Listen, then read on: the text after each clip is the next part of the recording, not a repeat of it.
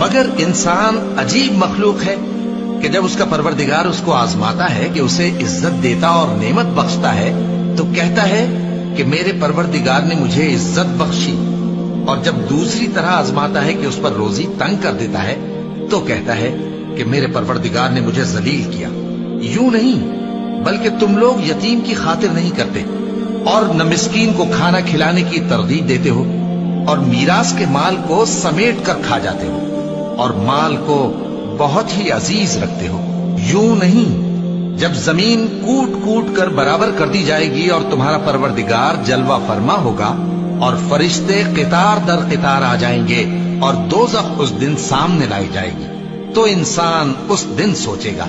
مگر اب سوچنے سے اسے فائدہ کہاں مل سکے گا؟ کہے گا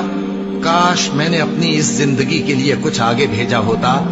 تو اس دن نہ کوئی اللہ کے عذاب کی طرح کا عذاب دے گا اور نہ کوئی اس کے جکڑنے کی طرح جکڑے گا۔